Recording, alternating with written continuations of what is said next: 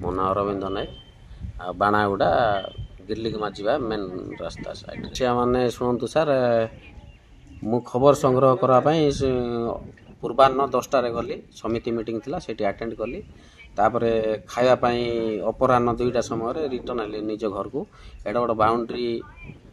ଯେତେବେଳେ ତାଲା ଖୋଲିକି ଭିତରେ ପ୍ରବେଶ କଲା ଭିତରେ ମୁଁ ସେ ଫାଟକ କବାଟ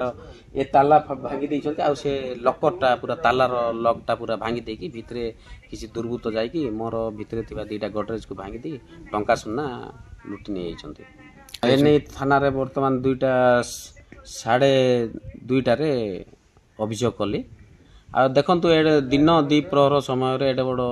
ପାଚେରୀକୁ ଡେଇଁକି ଆଉ ବେଲେ ରାଜରାସ୍ତାରେ ଥିବା ଘରର ପାଚେରୀ ଡେଇଁ ଘର ଭିତରେ ତାଲା ଭାଙ୍ଗି ଘର ଭିତରେ ପଶି ଲୁଟି ନେବା ଏଇଟା ଘଟଣା ନିନ୍ଦନୀୟ ଜନକ ଘଟଣା ଏଇଟା ଆଜ୍ଞା ଆମକୁ ଯିବାର ମୁଁ ଯିବା ଆସିବା ସମୟର ସୁଯୋଗ ନେଇକି ତାଙ୍କେ ଲୋକାଲ ଚୋର ହିଁ ଅନୁମାନ କରୁଛି